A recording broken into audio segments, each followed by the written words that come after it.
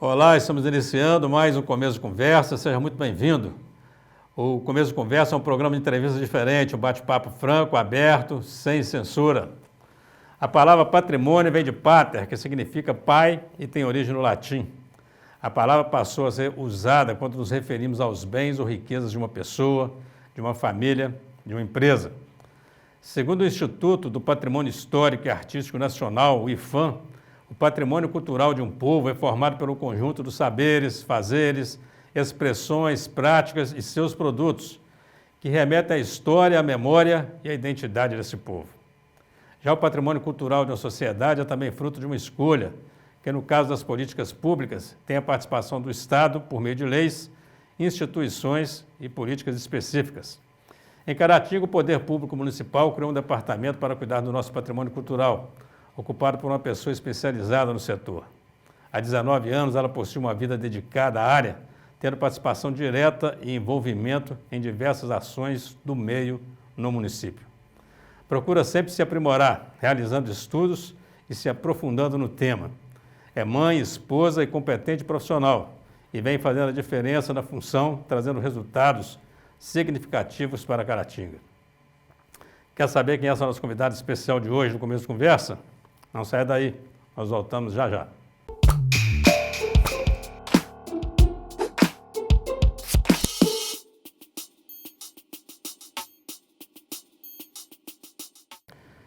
Olá, estamos iniciando mais um Começo de Conversa aqui pela UNEC TV, mantida pela Fundação Educacional de Caratinga, programa que também é transmitido pela TV Sistec e pela TV Super Canal.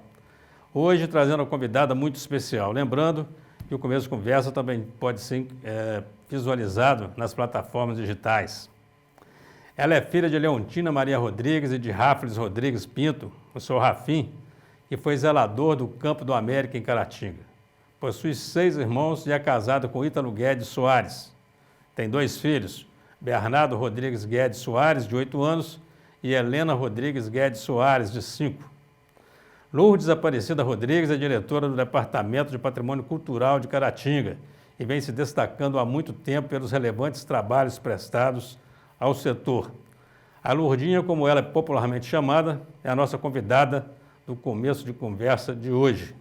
Lourdinha, seja muito bem-vinda ao Começo de Conversa. Obrigada. E sua presença aqui traz do seu bojo aí um monte de lembranças, né? Seu Rafim, saudade do seu Rafim. É o Rafim da Leontina, zelador do Campo do América, pessoa jogando bola, sua mãe fazendo salgados, pastéis, e seu pai vendendo laranja, e eu vendendo canudinho. Minha mãe fazia doce, e eu ia lá vender canudinho, balai de canudinho, vendendo lá pro pessoal. E você, desse tamanhozinho assim, colado no Flávio. Lembra dessa história? Lembro. Na verdade, ainda não cresci muito não, né? Mas era muito pequenininha. Mas eu lembro sim, lembro sim. Eu falei do Flávio, minha filha. O que o Flávio anda fazendo? Flávio... Saudade do Flávio, é um amigo lá de contemporâneo de grupo de jovens, lá do bairro Limoeiro. O Flávio formou aqui em Caratinga em Ciências Contábeis, mas foi para Belo Horizonte, né? E lá ele trabalha em outro ramo de atividade, trabalha com restauração. Hoje ele é restaurador de arte sacra e tem destacado bem também lá com o trabalho dele, que é muito bacana. Bacana. Saudade do Flávio. Saudade desse tempo todo, né? Eu fico imaginando, porque você trabalha com cultura, trabalha com memória, né? Sim, com memória. Então essas memórias te acompanham o tempo todo, né? E eu gosto muito dessa questão de memória afetiva. Acho muito, muito bacana isso. Acho um valor que a gente tem, né? São valores. Com certeza. Você é graduada em História. Sou graduada em História. Como é que você foi parar na cultura? Conta pra mim. Olha, é bem bacana, assim. Eu gosto até de contar essa história porque eu comecei a fazer o curso de História na UNEC e no primeiro ano de curso veio um convite de fazer, na própria faculdade, teve um curso ministrado pelo IEFA, que é o Instituto Estadual de Patrimônio Histórico. Eu não lembro na época se a promoção desse curso foi pela prefeitura ou se foi pela faculdade, mas o espaço foi usado da faculdade. E aí eu fiz o curso do IEFA em Gestão de Patrimônio Cultural. Isso foi por volta de 2001, no ano de 2001. E com isso eu gostei muito, me identifiquei muito com essas questões do patrimônio. E o mais interessante é que na época tinha mais ou menos umas 15 pessoas fazendo o curso, alguns estudantes de história, mas assim, como a maioria às vezes não morava em Caratinga, vinha de fora para estudar, então às vezes era difícil a pessoa fazer o curso porque a carga horária dele era puxada, era o dia todo, né, de 8 às 18. E foi uma semana de curso e no final só eu e mais umas 4 pessoas conseguimos concluir o curso. E conseguir o certificado. E era um curso profissionalizante. Naquela época que tinha o curso do FAT, Fundo Amparo ao Trabalhador. Isso. Então, foi essa época. Então, foi aí que eu me interessei, né, por essa questão do patrimônio e unindo a questão também de estar fazendo a faculdade de História. E tudo começou por aí. Mas trabalhava já, não? Não trabalhava, não. E efetivamente, porque você é funcionário da prefeitura. Sim. Você é efetiva? Sou efetiva. Efetiva. É.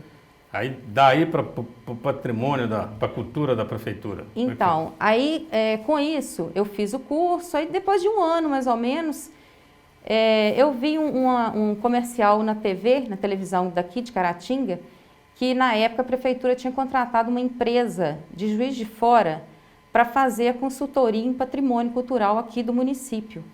E quando eu vi, me despertou o interesse, eu estava até inclusive desempregada na época. Eu falei, nossa, isso muito me interessa. Na época, a diretora do Departamento de Cultura era a Gigi. E eu conhecia a Gigi, eu liguei para ela, falei, Gigi, eu estou vendo que vocês contrataram uma empresa para fazer um trabalho de gestão no município, de patrimônio cultural. Eu tenho interesse em ajudar voluntariamente nesse trabalho, porque eu gosto muito dessa área e eu gostaria de ajudar. Aí ela me chamou lá para conversar e foi bacana isso, sabe? Porque eu ofereci um trabalho voluntário, mas aí eles viram o meu interesse, eu tenho até muita gratidão por ela e pelo prefeito da época, porque viram em mim esse interesse e me contrataram. Bacana demais. Então eu trabalhei por um período contratada e auxiliando essa empresa que eles tinham contratado de Juiz de Fora. Depois veio a oportunidade do concurso público. Sim, aí em 2006 veio a oportunidade, isso foi em 2002, né, que eu comecei na prefeitura e trabalhei até 2006 contratada. E em 2006 teve o concurso, aí eu efetivei. E aí essa empresa que contratava de Belo Horizonte, de Juiz de Fora, depois passou a nem precisar mais de contratar essa empresa, porque eu aprendi o trabalho, além do curso que eu tinha feito, uniu a questão da experiência técnica que eu fui adquirindo com a empresa e passou a nem precisar mais de contratar. É interessante que eu falo isso com meus alunos na administração, porque tem sempre essa reclamação sobre a dificuldade de conseguir o primeiro emprego, né? E eu falo para eles, eu tenho uma história parecida, porque eu fui terminando engenharia, eu também cheguei numa empresa, bati na porta e me ofereci para trabalhar de graça. E efetivamente trabalhei 6 meses de graça para eles, né? Mas terminei os 6 meses desse estágio e fui contratado. Foi assim que você ingressou nessa área, né? Foi assim que eu ingressei nessa área. Eu ofereci, falei, olha, se precisar de mim sábado, domingo, eu estou à disposição, porque eu estou desempregada. Aí, na época, a Gigi conversou com o prefeito, com a secretária de Educação, que era a Célia Bonfim, e falou, não, nós vamos te contratar, que a gente está precisando de um auxiliar, uma pessoa para dar esse auxílio a essa empresa, né? Porque a empresa de Juiz de Fora, então a gente correspondia muito por e-mail, por telefone, e aí eu fui tomando experiência nesse trabalho. Bacana. E, graças a Deus, sou efetiva desde 2006. Sou apaixonada. O que te fascina? Na verdade, essa questão do patrimônio, no caso, ele é um desafio, né? É um desafio e é uma questão, sempre vai ser um desafio e um objeto de discussão, porque de diferentes opiniões. Mas eu gosto muito, porque eu gosto muito de tratar de memória, de identidade. E quando a gente trata de patrimônio cultural, é disso que a gente está falando, né? É de memórias, igual a gente agora conseguiu aí retomar algumas coisas da infância. Então, isso é muito bacana. Eu valorizo muito essas questões de família, patrimonial, memória, afetividade. Então, eu acho fascinante essa Quando a gente questão. fala em patrimônio cultural em Caratinga, por exemplo, o que te desafia mais? Olha, a conscientização. O maior desafio talvez seja a conscientização das pessoas. Mas, ao mesmo tempo, tudo tem um porquê. Às vezes as pessoas não valorizam tanto o patrimônio, porque às vezes não reconhece, não se identifica, né? Ou às vezes aquilo que é patrimônio para mim, para uma pessoa, outro imóvel, outro bem seria mais classificado como patrimônio. Então, por isso que eu sempre falo que patrimônio sempre será um objeto de discussão, porque tem diferentes opiniões, né? E é aquilo que a pessoa mais se identifica, que tem sentido para ela. Então, às vezes, o que tem sentido para mim pode ser aquilo que para uma outra pessoa, outro objeto tenha mais sentido, né? Até porque também entrarão os conceitos aí, né, de patrimônio histórico, patrimônio afetivo, né? Porque Sim. tem muita coisa que a pessoa fala, isso para mim é um patrimônio, né? Mas de repente para a cultura não tem tanto valor. Exatamente. Já outra coisa que a pessoa está descartando aquilo, como por exemplo a fachada do Cine Brasil, não é Sim. isso? Aquilo ali, como é que você viu esse processo todo? Quer dizer, era importante manter o Cine Brasil, a fachada ou não? Olha, na verdade, depois de tudo que aconteceu, o fato de ter sido demolido e reconstruído, teoricamente é como se a história tivesse ido ao chão, né? Mas, ao mesmo tempo, ganha um pouco por parte da memória. Porque, por exemplo, nós que vivenciamos o Cine Brasil, nós que, né, ia no Cine Brasil, frequentava o Cine Brasil, não só com cinema, mas com outras celebrações culturais que tinham lá, hoje a gente tem a lembrança dele no passado e tem todo esse processo que aconteceu também na lembrança e até o dia de hoje, né? Então, acaba ganhando um pouco por parte da memória. A memória ganha, né? A memória ganha. Agora, a história, infelizmente, caiu por terra, né? Caiu por terra. Vamos fazer um rápido intervalo, a conversa é muito boa. Você não sai daí. Na volta, seguiremos nosso bate-papo aqui com a diretora do Departamento Municipal de Patrimônio Cultural. Sai daí, nós voltamos já já.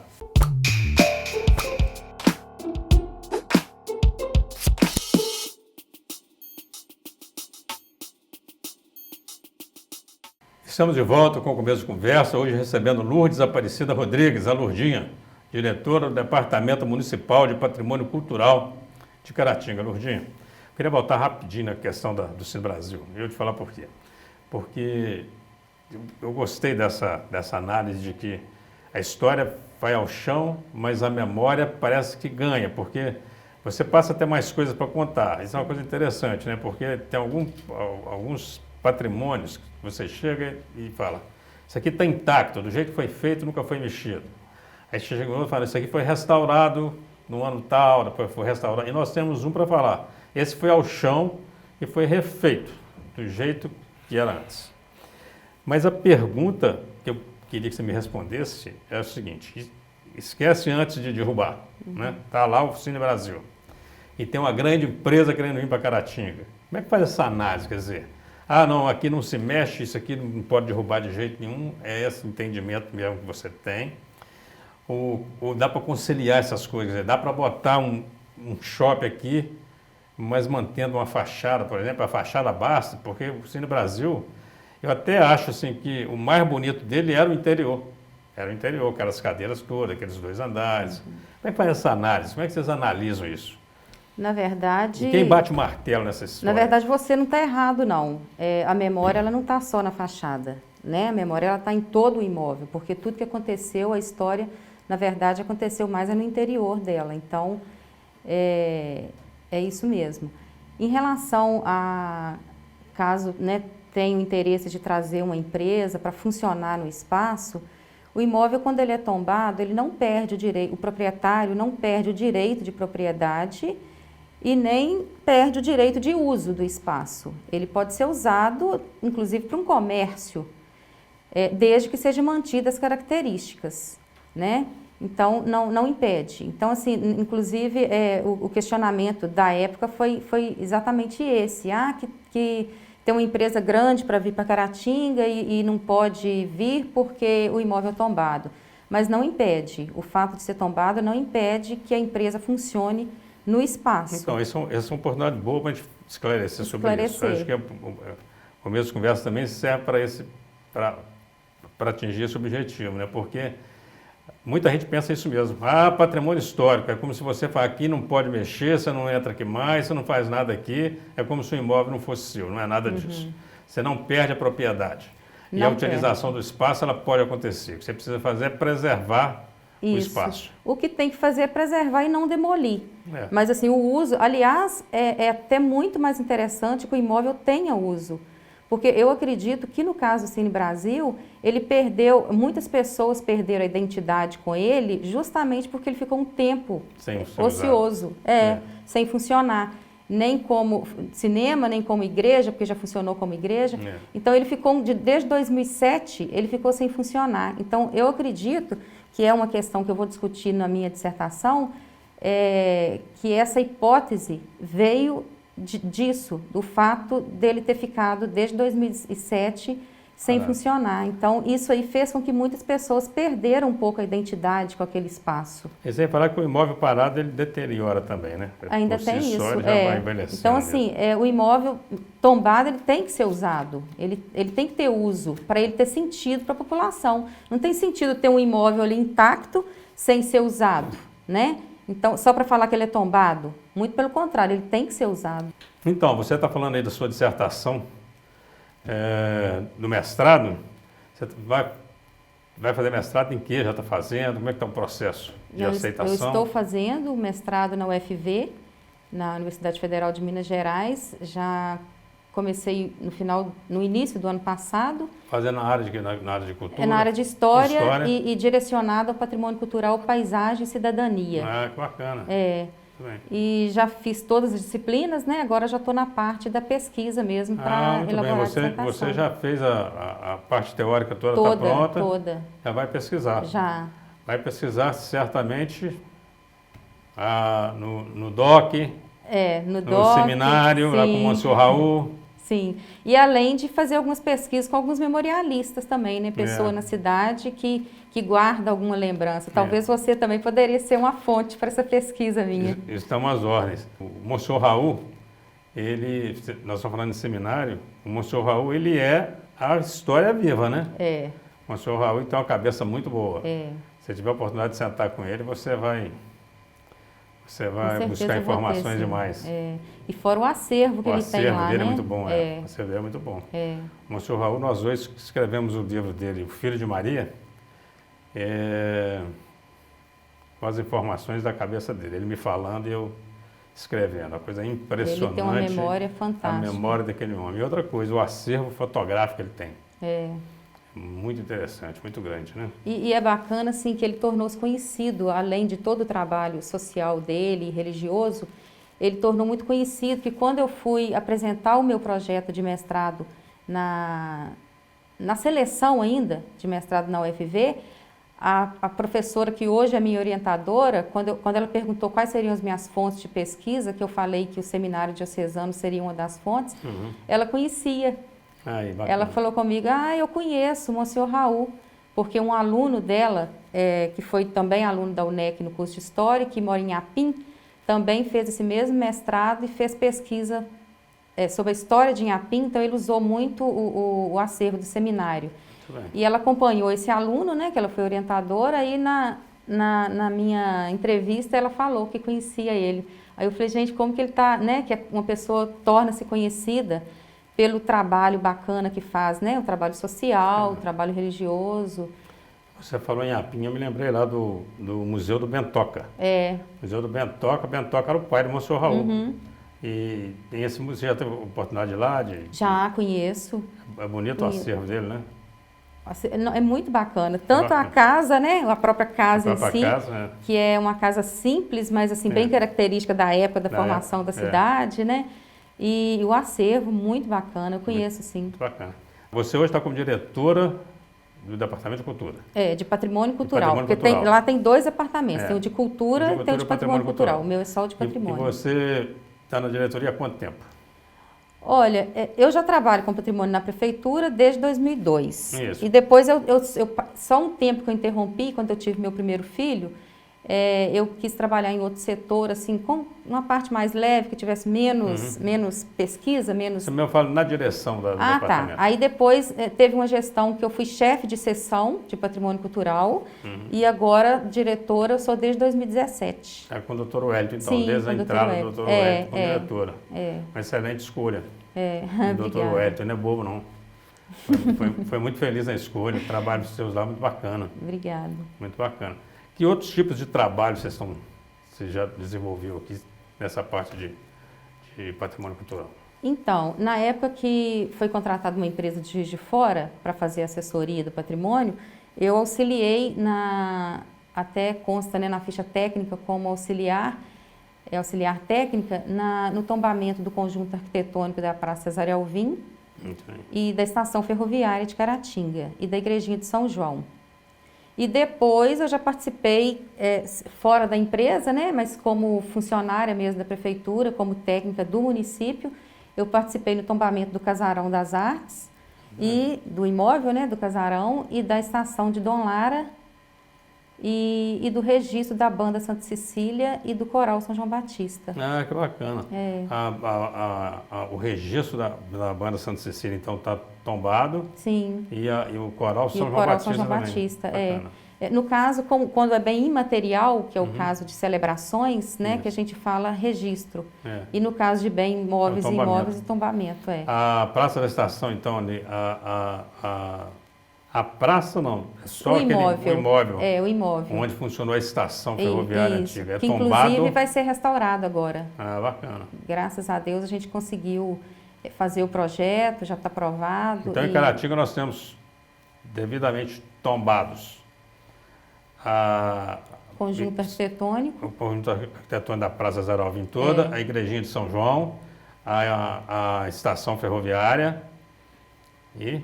A estação ferroviária de Caratinga e de Dom Lara, o fórum antigo, né, o antigo fórum, e os vitrais das Carmelitas que pertenciam aqui à faculdade, que agora está lá foi feito um mural com os vitrais lá no Instituto Elia Amaral, também é tombado, e registrado a gente tem 2 bens imateriais, que é a banda e o coral. Muito bacana.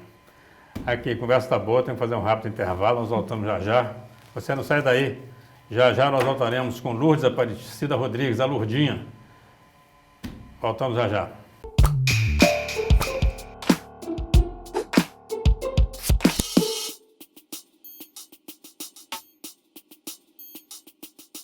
Voltamos com o terceiro e último bloco do Começo de Conversa, dando sequência ao nosso bate-papo com a Lourdinha, que é a diretora do Departamento Municipal de Patrimônio Cultural de Caratinga. Lourdinha, nós estamos falando sobre os bens tombados, esquecemos, claro, do Cine Brasil.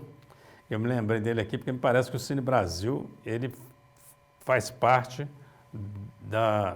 do estudo da sua dissertação, é isso mesmo? Por que você escolheu o Cine Brasil? Conta bem. Eu escolhi o Cine Brasil porque tudo que aconteceu em volta dele, né? Primeiro pelo seu valor, que ele tem um valor cultural muito grande para a cidade, que por um bom tempo ele foi o único espaço cultural que Caratinga tinha, né? E nele funcionou não só cinema, mas foi um espaço também para várias celebrações, várias comemorações culturais, né? Aconteceu muita formatura. Formaturas, tinha um programa de televisão, de rádio no seu tempo? Não, isso eu não lembro. Mas eu era garoto, eu me lembro, a gente ia para lá. Vai ser uma fonte para mim, tá vendo? O rádio, os programas funcionavam lá, era meio que ao vivo, ali, em vez de acontecer na rádio, acontecia lá dentro. E a Petisco e Mara era um dos patrocinadores, eu me lembro, porque você ganhava lápis, tinha uns lápis que vinham dentro de um pacote de macarrão, então a gente cantava, tinha show de calouros ali no Cine Brasil. Para o rádio. Então, assim, era uma coisa, aquele espaço é um espaço realmente assim... que tem um valor, né, muito grande. Então, assim, a minha escolha por ele, na minha dissertação, foi exatamente isso. Porque, além de tudo que aconteceu, foi um espaço de muito valor cultural, foi um espaço que, quando foi construído na cidade, né, pelos relatos, pelo que eu já li, né, que foi na década de 1940, 47, foi inaugurado em 47, mas foi assim, uma questão foi algo que trouxe modernidade para a cidade, né? Como se a cidade estivesse modernizando com o cinema. E, na verdade, isso não só aqui em Caratinga, mas todas as cidades que tinham cine no Brasil, isso representava a modernidade, né? Então, foi um espaço assim, muito usado culturalmente, por um bom tempo foi o único espaço. Então, ele tem uma história muito bacana, ele tem uma história muito bonita, né? O Cine Brasil, e tem um laço afetivo muito grande com a cidade. E o fato dele ter sido demolido e reconstruído também, é muito raro esse tipo de acontecimento, né? Um imóvel tombado ser demolido e ser reconstruído. É muito raro. Então, assim, eu mesma só sei de um em Ouro Preto que pegou fogo, um hotel que pegou fogo e, né, teve um incêndio que foi reconstruído e agora o Museu Nacional. Mas, assim, é muito raro. Então, eu acho que eu pensei, né, nessa hipótese de trabalhar com o Cine Brasil na minha pesquisa para trazer esses questionamentos e fazer um trabalho científico, né, voltado para esse questionamento e não para trabalhar, a minha ideia, a minha proposta, não é trabalhar, tipo assim, se foi certo ou se foi errado o que aconteceu, sabe? Não é trabalhar essa questão, é trabalhar cientificamente as questões patrimoniais e o que gerou também uma divisão de opiniões em relação à comunidade, pessoas querendo a preservação e outras não. Então, a minha pesquisa é mais voltada para isso aí, o porquê dessas opiniões. Uma curiosidade, quem é que define sobre o tombamento de um imóvel, por exemplo? Define, eu estou me referindo ao desejo de tombamento. Então, eu moro numa casa, é uma casa antiga, eu vejo casas em Caratinga, por exemplo, você olha, elas são centenárias. É o dono que tem que falar, eu gostaria que fosse tombado, é o patrimônio que passa olhando e fala, aquilo ali nós vamos estudar para tombar. Como é que acontece isso? Na verdade, o direito de tombamento ele é do poder público, né? O poder público é que tem esse direito. Então, assim, o IPHAN é um órgão do país, né? Um órgão federal, que é o que define o que vai ser tombado a nível federal. O IEFA a nível estadual e o IEFA passa uma deliberação normativa para os municípios para que os municípios sigam essa normativa e definem sobre o tombamento. Então, assim, é necessário que todo município tenha o órgão, o departamento de patrimônio, porque é esse departamento que tem a equipe técnica, com um historiador e um arquiteto, que vai definir o que deve ou não ser tombado. Mas sempre observando o seguinte: às vezes a casa é antiga, mas ela não tem um valor sentimental, né? Um valor sentimental, um valor de afetividade para a cidade. Então, não tem sentido preservar. Então, assim, desde que tenha sentido para uma comunidade ou para toda a cidade, merece ser preservado e é decidido. O Cine Itaúna tem algum estudo, já teve, sobre seu tombamento? Não tem, não interessa? Ainda não. Eu falo porque o Cine Itaúna, assim, tem também um valor, tem toda uma história. Foi um dos maiores cinemas de Minas Gerais, né? Em termos de espaço. Sim, e tal. Foi uma pergunta. Sem dúvida. Curiosidade, não vai tombar lá o Cine Itaúna, não. Depois o pessoal ficar com raiva. Não mandou tombar isso aqui, não. Na verdade, a gente até evita o tombamento de imóvel particular, de imóvel privado, justamente porque há muita dúvida ainda em relação a isso, igual a gente conversou agora há pouco, né, sobre o direito do uso, né? Do uso, né? Então, assim, há muito ainda essa discussão que, na verdade, eu acho que uma coisa que eu acho bacana na questão do patrimônio é que esse estudo nas universidades, ele é recente. Né? Então, assim, é agora que as universidades estão começando a trabalhar com essa questão do patrimônio e a minha orientadora até fala que isso vai ser discussão assim, para longos anos. Quando eu comecei a trabalhar com a dissertação com o Cine Brasil, eu quase desisti. Ela falou, não desiste, porque isso vai ser objeto de pesquisa para a geração do seu filho. Isso mesmo. Né? Então, assim, vai ser discussão na rede acadêmica no futuro. Certeza. Então, eu achei muito bacana e está dando continuidade. Você participou da publicação ali do Princesa Isabel? Não sei se foi do centenário do prédio. Ah, foi, da revista. Foi uma revista? Como é que foi isso? Sim. Foi em 2007, se não me engano, que a escola completou 100 anos, né? Uhum. Foi o centenário da escola. Então, tiveram várias comemorações, várias celebrações. E uma das coisas que o departamento ofereceu para a escola, né, em comemoração a esses 100 anos, foi uma revista. Bacana. Foi feita uma revista. E tem a participação da Dona Dora, a professora Sim, Dora a Dona Bonfim, Dora foi quem escreveu, foi bem bacana, fez escreveu a bacana. parte histórica para gente. E na época o Max Portes, né, o falecido Max Portes, foi quem fez a edição da revista. Bacana. E eu participei também selecionando os textos, né, selecionando o que poderia ser postado na revista. Foi uma revista muito bacana. Muito bom, que marcou, né, o centenário. Hoje a nossa conversa está muito boa, mas quando a conversa é boa, o tempo passa rápido demais. Nós estamos encerrando. Você tem 1 minuto aí para suas considerações finais. Você vai se dirigir a essa câmera aqui e deixar o seu recado aí para os telespectadores da UNEC TV, TV Sistec, Supercanal TV, internautas. Deixa o seu recado aí. Olha, foi um prazer muito grande, né, eu estar nesse programa, que é um programa respeitado, um programa informativo. Eu agradeço muito a participação, né, esse momento aqui, esse bate-papo. Foi uma conversa bacana, principalmente porque a gente tratou de memória e eu tive a oportunidade até, inclusive, de ter um saudosismo, né, lembrando da minha família, da minha infância. Então, eu agradeço a todos que estão nos assistindo. Lourdinha, muito obrigado. Eu que agradeço. Obrigado pela sua presença. Obrigado por trazer essa memória toda aqui para a gente conversar, por me emocionar, né? E já deixa um abraço para o Flávio, se encontrando com ele, dá um abraço no Ele Flávio. mandou também para você. Um abraço para ele. E um bom trabalho para você e parabéns pelo trabalho que você faz à frente do Patrimônio Cultural de Caratinga. O Começo de Conversa vai ficando por aqui. Para você que nos assiste, um abraço super especial. Obrigado pelo carinho, pela audiência e até a próxima, se Deus quiser.